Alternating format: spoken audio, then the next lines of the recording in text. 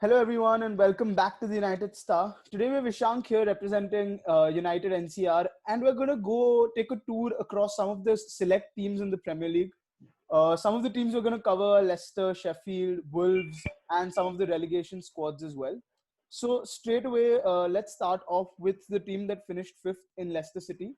Vishank, at one point, Leicester City were in the second place. Then they were 14 points clear of Manchester United and 6 points clear of Chelsea and were firmly in third position. And eventually they've slipped up and fallen to fifth and missed out on the Champions League. So if you were a Leicester fan, like what do you assess? How do you assess their season, and where do you think it went all wrong for them? Yeah, I think Leicester coming fifth. I think if they would have, if the Leicester fans would have thought that we'll get fifth, I think they would have taken fifth like with open arms, according to me, like when the season started. But looking at like where they were at around game week 29. But like according to me, after NDD got like was injured, after that it all started falling apart for Leicester, because NDD, according to me, is like was their most important player and still is their most important player, because he's the one who like links the whole team. So when NDD was injured, so after that it all started falling apart. And like not just after the restart, before the lockdown also, like for like 5 or 6 games they were pretty bad. Like they were dropping points in and out. And like and as you know, after restart they just crumbled. Like they just couldn't handle the pressure. They just couldn't handle the pressure of like of such tight games, according to me. Like before in the at the time of September, October, I think they were doing pretty well, because they had to play just one game in a week. Every other top four team, including us, we were playing like weekdays, weekends, weekdays, weekends. So like it was an advantage for them in respect of that. So the main thing, according to me, is their squad depth. I don't think, like, apart from their best 11, they have that good a squad to finish in top four. So I think fifth is a pretty decent finish for Leicester. They'll be playing Europa League. So but the only thing the Leicester fans would feel bad about is they were 14 points ahead of us, as you said. But after that, it just all like fall apart for them. And I think the main thing was the squad depth. And as soon as they lost NDT, they were just gone. Absolutely. And it's not just NDD, right? They also lost Ricardo Pereira on right back. Then they lost James Madison, then Ben Yeah, Chilwell. And then for the last 3 games, they even lost Soyuncu. But the positives that came out of Leicester, of yeah, course, yeah, you rightly said, when the season started, they'd have taken fifth place. But then eventually, of course, right now, they'd be yeah, disappointed not to be in the Champions League. But of course, there were some standout performances from Madison, Soyuncu himself, Pereira, Chilwell. These players absolutely played brilliant football. And then, of course, Jamie Vardy, once again, stunning season for him, winning the Golden Boot, the oldest player to do so. yeah, But then also, I think it speaks a little bit to like how Brendan Rodgers always seems to slip up when it comes into the crunch situation, and he's not able to see the team through. Uh, yeah, so I think, yeah, Leicester fans at the start of the season would have taken fifth, but I think right now they'd be probably disappointed in their team yeah, and their manager. Let's move on to a team that finished seventh, is Wolverhampton Wanderers. A lot was expected out of this Wolves yeah, team, and they were expected to challenge the top six with the season they had last season. But if you go to see that when the season began, they weren't particularly good. And right now, then through the middle, they were decent. Since lockdown, they strung a few good games, then lost to Arsenal, and then sort of the wheels sort of fell off from there. And they could not make the top six, which they looked like they will make for the longest period. So, as from a Wolves perspective, they haven't improved in terms of the table. They have played the similar kind of football. So, do you think have they progressed at all from last season to this season? And would they be happy with what they've achieved? yeah. For sure, last season Wolves were the surprise package, and they played really well. But according to me, Wolves is a like pretty overrated team. They take points off the top six teams, and they play pretty well on their day. So I think that team is pretty much too hyped up. I don't think that they are that good. Wolves is a team, according to me, they can beat anyone on their day. But as you but their day like isn't every day. So is it it's like once every 2 months they will just play for 2-3 games they'll play brilliant, but after that they just crumble back to the normal mid-table team. So I think the players they have are good, the manager is good, but I like for finishing in top six you have to be consistent. So according to me, the same thing applies for Wolves. Their starting 11 is good. Their manager is good. They play pretty well, but they don't have the squad depth needed to finish in the top six or even top four. Like even, before the season started, people were even saying that Leicester, not Leicester, Wolves have the outside chance of finishing in top four. Like everyone was saying that they can, I think they will, and everyone was like pretty hyped up about Wolves. But I think they are a team like who crumbles when the game gets going and when there is pressure on the team. I like they have pretty good players like Jimenez has been like one of the best strikers in this Premier League. Their other Doherty and Ruben Neves, everyone like the team is good, the players are good, but I don't think they have the squad depth like enough for finishing into the top six. They are a good team on their day, but I don't think they're that good as much people think. So I think I think they finished seventh, right? Yeah. Yeah, I think like the seventh, they would have gone for the top six and like you're playing Europa for sure. Now, if Arsenal wins, they won't play Europa even. But I think they'll play Europa because Arsenal ain't beating Chelsea according to me. So let's see. Mhm. Also, they could have an outside chance of winning the Europa and getting into the Champions League. Of course, that's there. But I think you raised some very valid points in terms of squad depth, because their starting 11 is quite solid, because Patricio in goal is one of the best keepers in the Yeah, Premier League. I think he's highly underrated. Connor Cody is a great organizer yeah, of the defense. yeah, for Firmino sure. and Ruben Neves are Hmm. fantastic midfielders, and Adama Traore especially Hmm. is probably one of the most improved players from last season to this season. So I think Yeah, all in all, I personally think that they'd be very disappointed not to have finished in the top six, because as you rightly said, a lot was expected out of this team. While whether the expectation was all air or yeah, whether they actually deserved it, a lot was expected. And I think they would have wanted to challenge for the fourth spot, which they never did throughout the season. And they even fell out of the sixth spot. So I yeah. think they have some thinking to do as Hmm. to like what went wrong.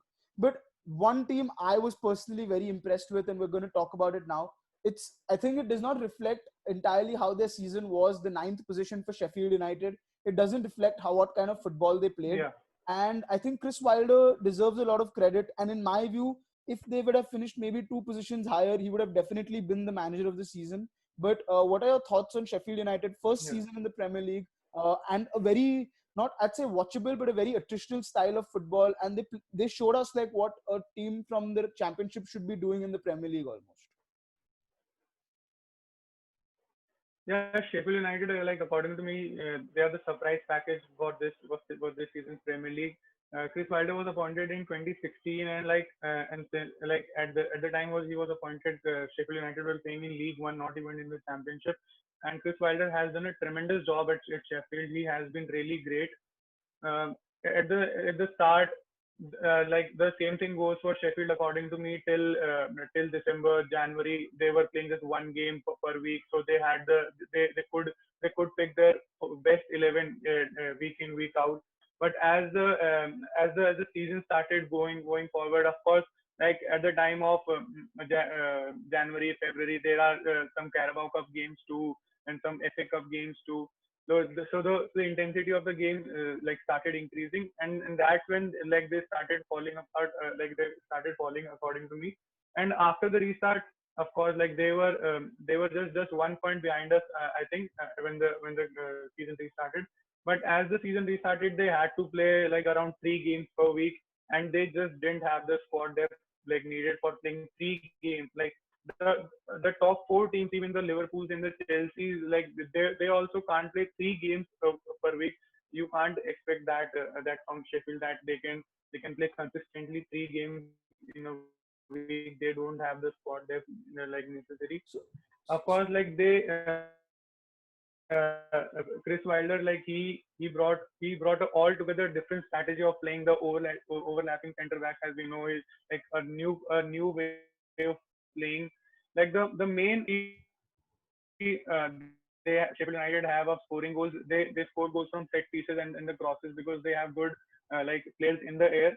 But I think the main issue Sheffield United had was squad depth. They didn't have the squad depth. And Sanderberg, who came in January, was like a brilliant player, one of the best players in Sheffield United this season, according to me. But they just didn't have the quality of finishing in the top six. According to me, they will still think that this was a pretty good season because like it is their first season in the Premier League, and the next season they'll be surely going for a Europa League spot. But Ishank, would I be right in then saying that if the Premier League would have finished in the normal course and there wasn't this lockdown and this sort of mini league that happened, that Sheffield would have probably finished in a European spot? And also, as you rightly Yeah, said, yeah. the overlapping, you think so? Yeah, I really think that I don't like I can't say that they would have finished in the top six, but I think they would have finished at least seventh, and with finishing seventh, you have a chance of playing in the Europa League. But the main thing that caused them trouble was a 3 month break. Their form and the players' sharpness and the match sharpness of the players, like everything just went down. Their fitness levels went down, and playing 3 games a season after playing 3 games a week after having a break of 3 months, that was just not like that the Sheffield United players just couldn't cope with that, according to me. Right. If the season had taken its original normal course, I think they would have got the Europa League spot. Right. And also, like, Sheffield had a lot of standout performers, especially in Egan and Fleck and Stevens. And of course, their wing backs in Yeah, Baldock and Basham and Lundstrom and things like that. But one of mm. United's own players was Yeah, there Lundstrom, yeah, who did a great job in Dean Henderson. Of course, he was one of the most important reasons why Sheffield, of course, first came into the Premier League. And then in the Premier League, he's continued his run of form. yeah, So for that sure. bodes well for Manchester United as well. Let's move on from Sheffield and let's move into some of the relegation teams. It looked like Norwich played Hmm. some very attractive football for the first 3 months, and it seemed like the Pookie party would not end, but it wasn't to be for them. And then after that, they just Yeah. fell off, and it almost seemed like they aren't interested in even being in the Premier League after a point. So let's not talk a lot about them. But what I want to talk about is Bournemouth, because Eddie Howe has done a great job with his Bournemouth squad. And the way they played in the last 5 games, it makes me wonder where Yeah. that fight was in the previous sort of phases. And it seems that something is fundamentally wrong because Fraser, William, and Josh King, all three refused to sign a new contract. So, what are your thoughts on Bournemouth?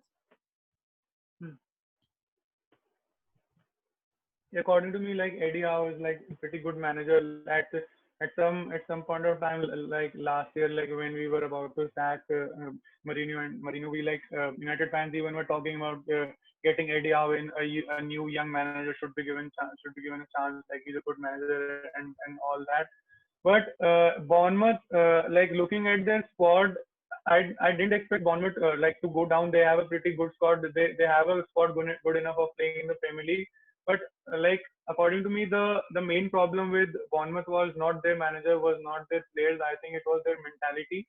They just couldn't like according to me, like after a point of time, after having some bad results, I think the players just didn't care. Their heads dropped and the players were gone.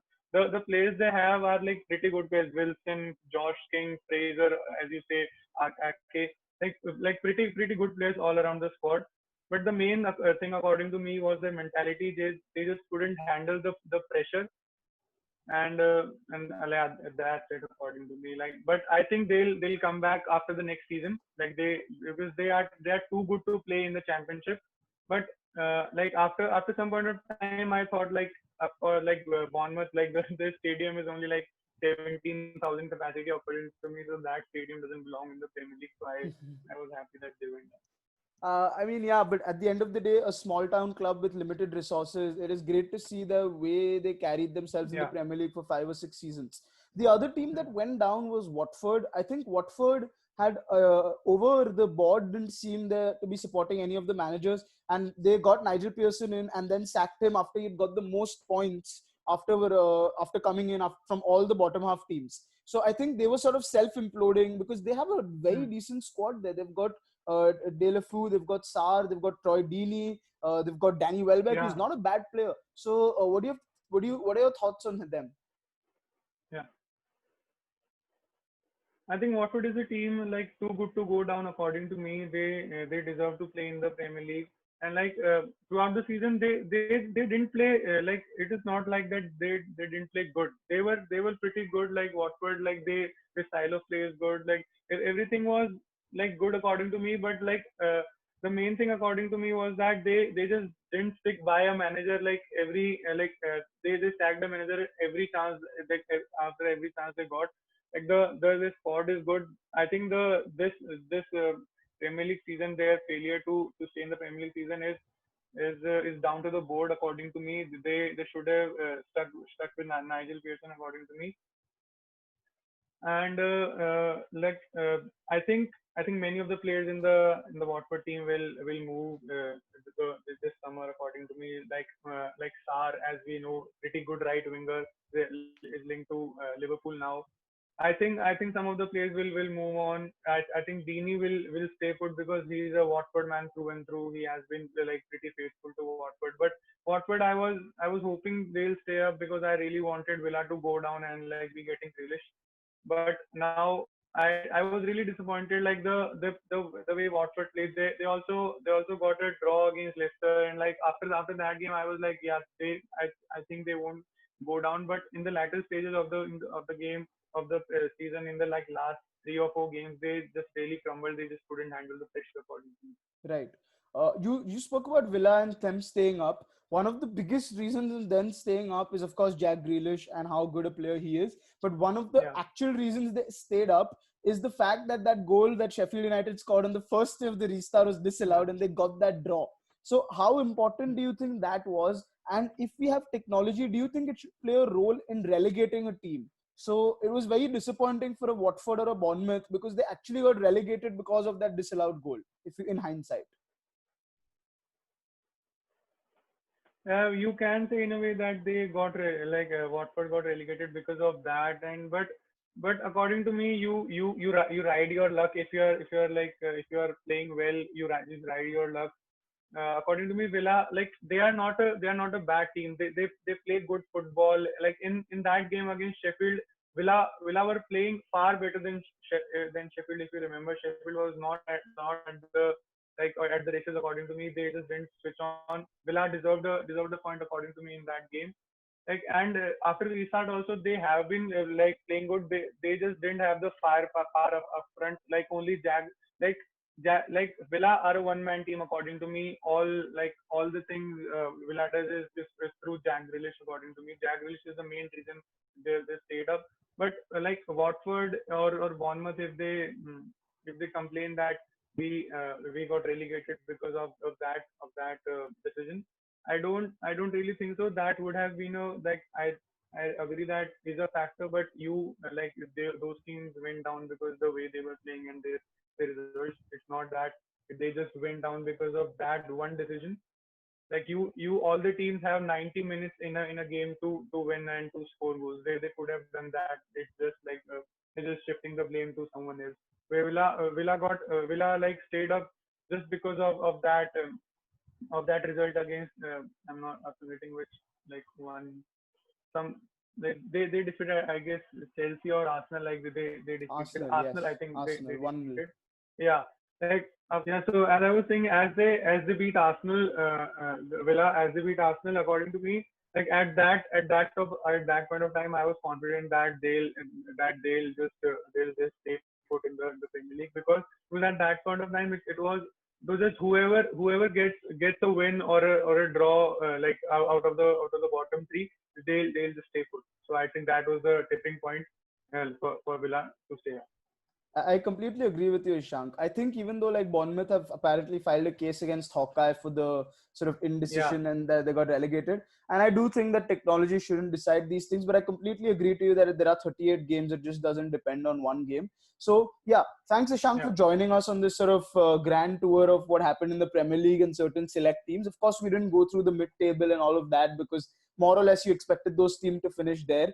And do check out our review exclusively of Manchester United that we've shot and of the top 6 Premier League teams. So thanks, Ishank, for coming on to this. Thanks, United NCR, for coming on to this. Please subscribe to the channel, guys, and check United NCR out. We hope to see you soon.